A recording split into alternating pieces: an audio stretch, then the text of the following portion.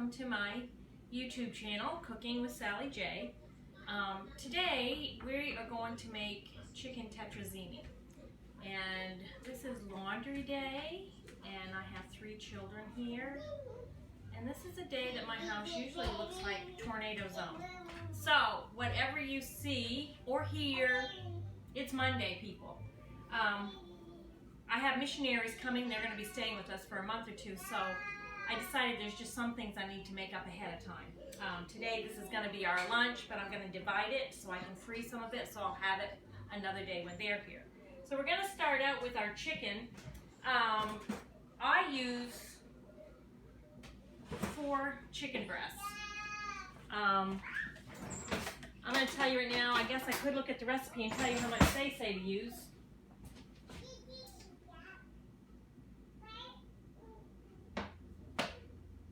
I don't know. They say 2 cups of cubed chicken. But I like to have my chicken fresh when it goes into this, and I like meat. So I do 4, I don't measure 2 cups, I do 4 chickens. So I'm just in front of you, just going to show you how I slice it. I take a chicken breast and this one happened to be, I sliced it in 3 ways. And then I'm just going to go back down it again to make them about, I don't think they're 1-inch cubes, but they'd be pretty close to it.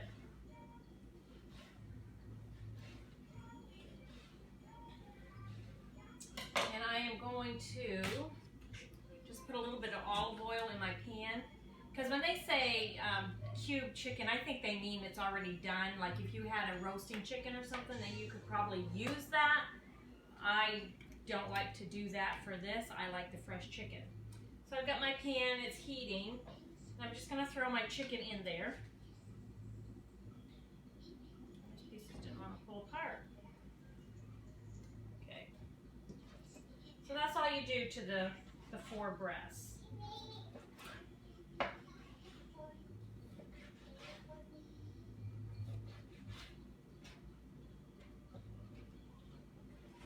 I don't know if you can see what I'm doing or not.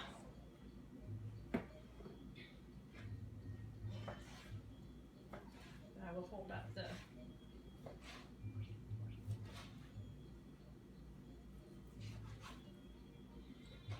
these knives. I can't use these knives without thinking of she was a special girl in our church. Her name was Leah Ross. She bought me these one year for Christmas, just for something to do, and I think of her often. She passed away a couple years ago unexpectedly in her parents' home, and when I use these knives it makes me miss her. Okay, so I'm just going to show you again the chicken up close a little bit so you can see. It's just bite-sized pieces of chicken, and again I use 4 chicken breasts.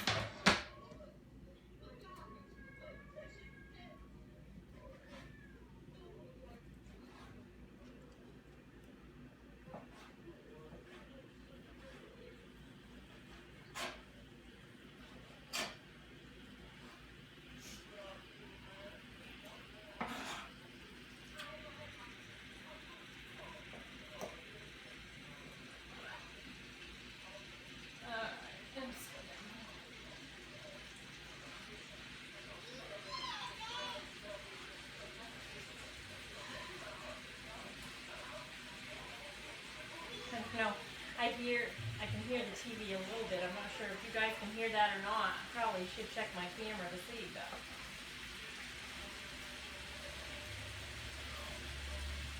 Okay, so that's all done and cut up. So while that's cooking, I am gonna put a little bit of seasonings on it because I do like my stuff to have some seasoning.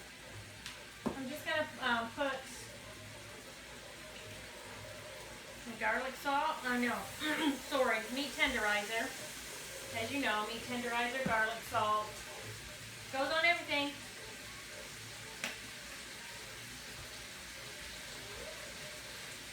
And I'm just going to cook that up. And what I should have been doing is boiling my water at the same time. So I'm turning my water on. I have this dish full of, it's 3/4 full of water. because this is going to be cooking my spaghetti. And I am going to add about 2 tablespoons of oil to it, but I'm going to eyeball it, okay? And that's just so the spaghetti doesn't stick all together and get all weird.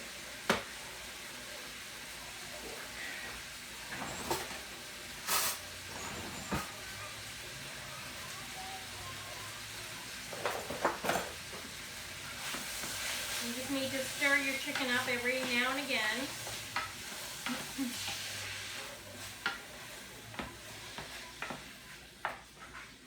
It's a beautiful day out. We went for my walk at 6 and just crisp, that humidity level has broken a little bit.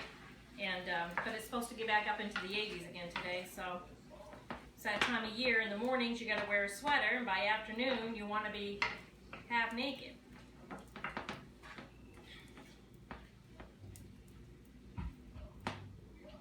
Okay, so we just gotta wait for that to boil before we go to the next steps.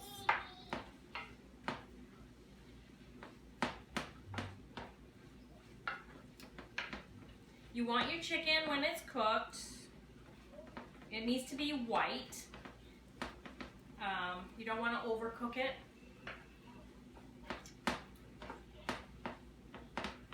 And you'll know. You don't really want to see any pink on chicken. And sometimes they just say to barely let it be white, but I need to know my meat's cooked.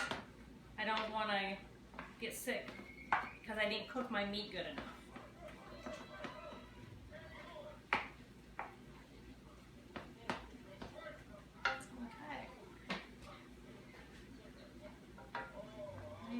Try to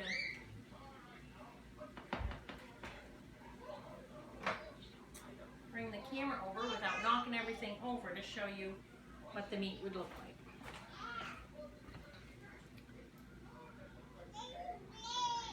Let's see, I'm not moving very fast, am I? I'm on an extension cord here. Unplugged. There. That's just what that would look like. It's very simple. If you want to add stuff like a spice to your, I guess that's your opinion. I guess I wouldn't. This has plenty of flavor.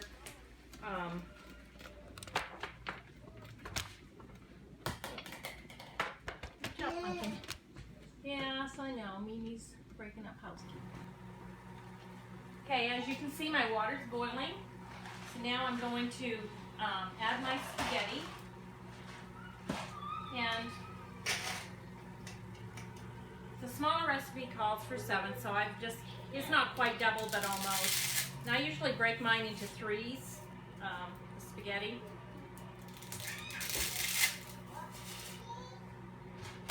So to make the size that I'm making, I'm using about 14 ounces of spaghetti.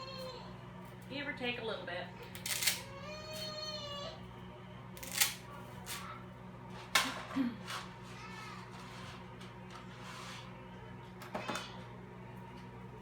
Okay. While that's cooking, I need a fork. While that's cooking, we're going to make the tetrazzini sauce.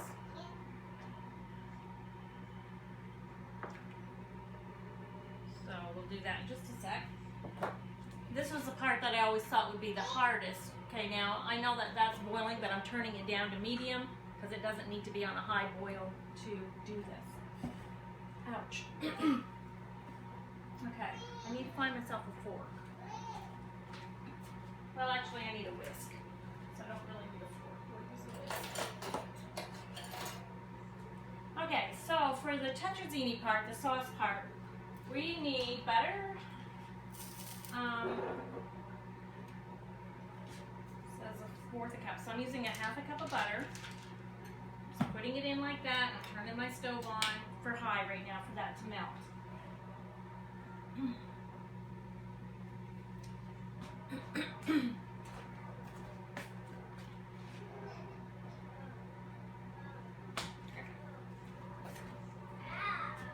I'm not sure that I was loud enough on that, but anyway, I used a full 1/2 cup butter in my pan for that to melt. And then we're going to need a half a cup of flour. I guess I didn't have everything in my picture.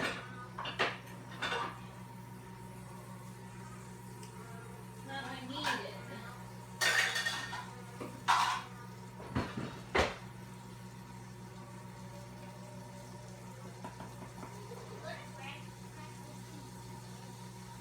Half a cup of flour, and then we're going to need a teaspoon of salt and a teaspoon of pepper. And I'm just going to add that right to my flour.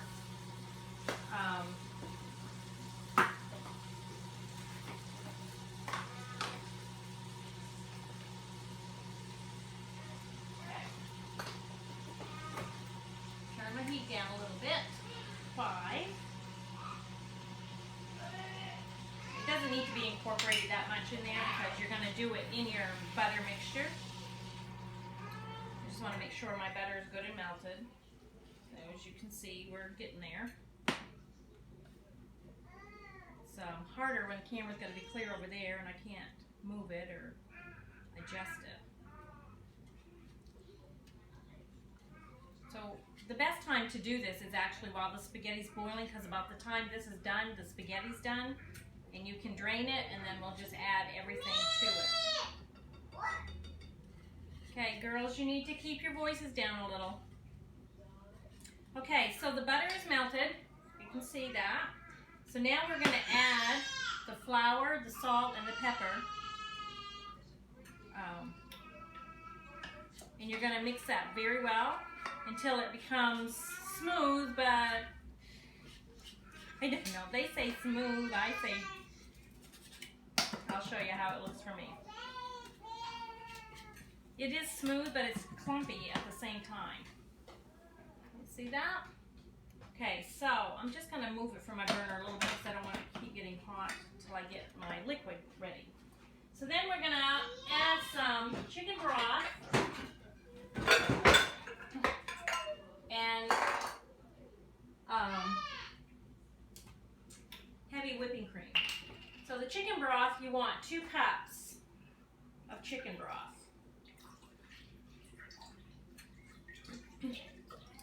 And I always use Swans. Swans to me has the best flavor.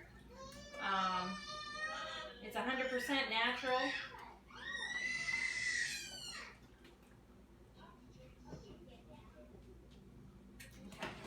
Okay. I'm going to put that back on the burner. And I'm just going to slowly add the broth to it. And you're going to be stirring the whole time. I think she's trying to out-talk me. She's clear in the other room. You're wonderful. Okay, so I got the broth all in there. And now we're going to add the heavy whipping cream. Now if you want to make this on the lighter end, you would use skim milk instead of the whipping cream, and you would use low sodium Swan's broth. Okay, the milk, you just keep stirring while you're adding that.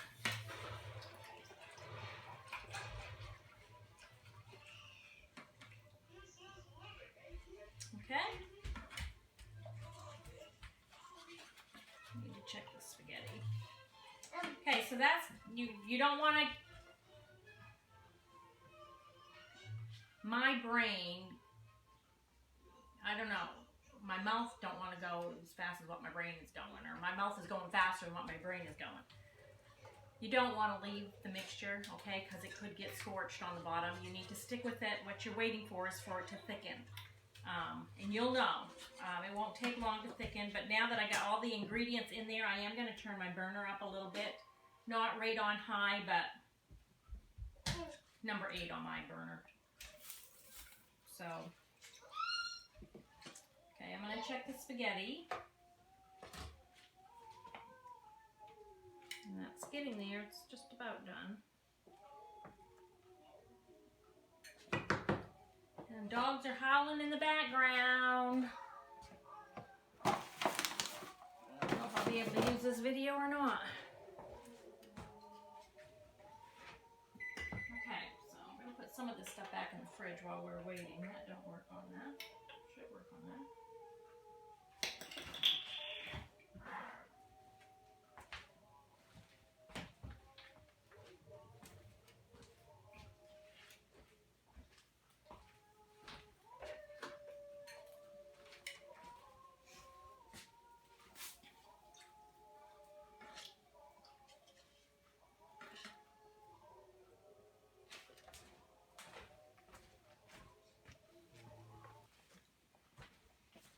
Okay, so now the spaghetti is ready, and so we're going to drain that. I'm going to shut the burner off.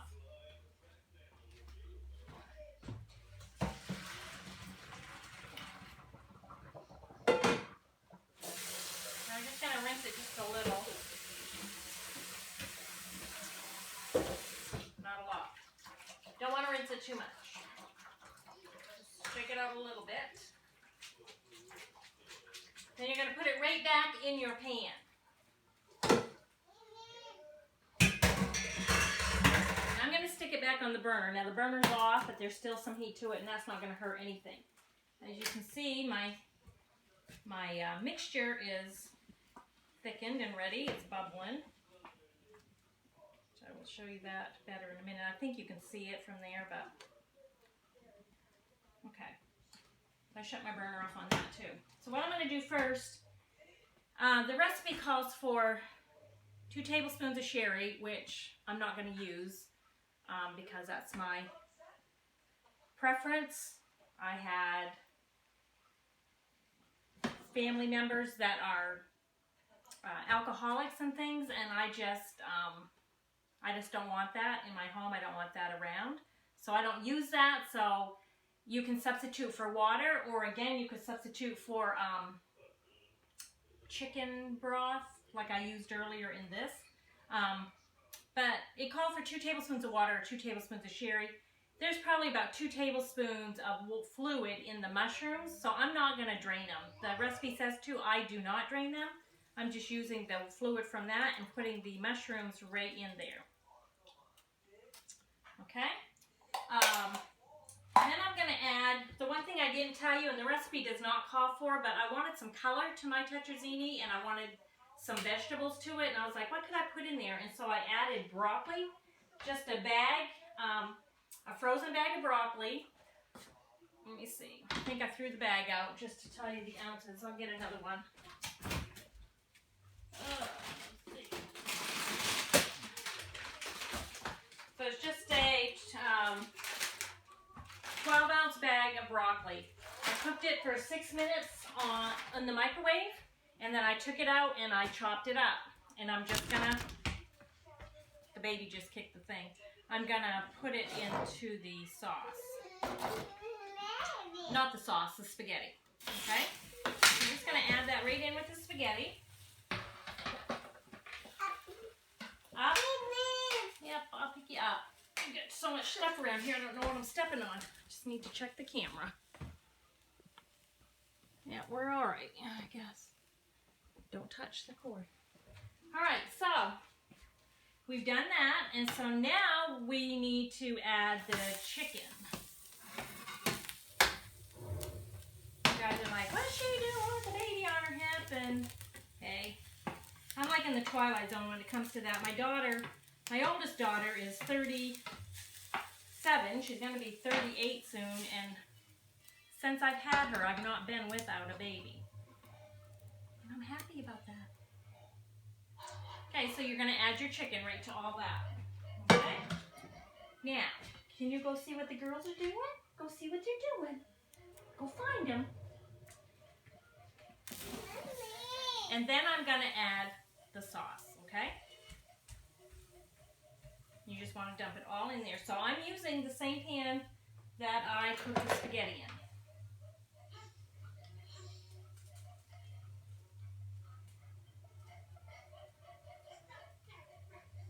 Alrighty, so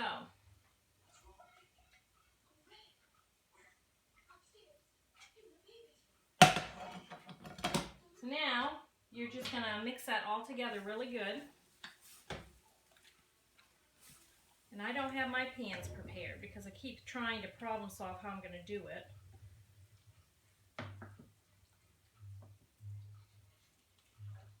Okay. Yummy, yummy.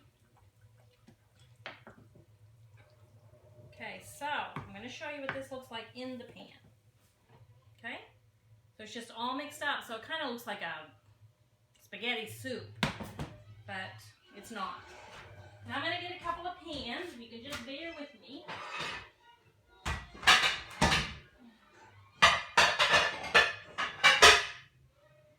Now, I guess I'm not.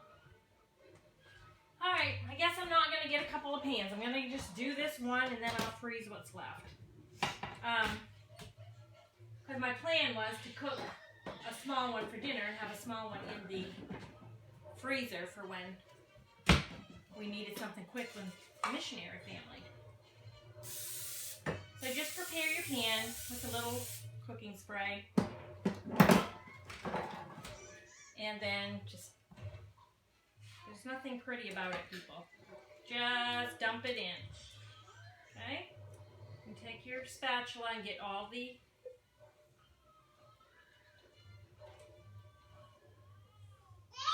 stuff. One thing about this recipe, it's not hard at all. It just dirties a lot of pans. Okay, so this recipe fills a 9x13 pan very, very nicely.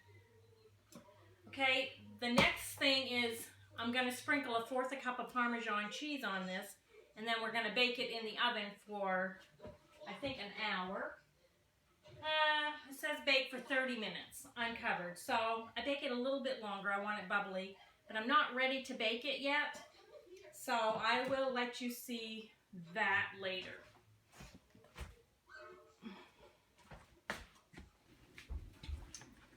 Okay, we're back, and we're ready to put the chicken tetrazzini in the oven. So this is it. And we're just going to sprinkle, for this size of dish, 1/2 cup of Parmesan cheese. Just took the kids for a little walk, and it is beautiful out. Okay, so you're just going to cover the top of that with Parmesan cheese, and you're just going to stick it in your oven, uncovered, for 45 minutes. Or at least that's what I'm going to do. I might go 40. I'll let you know.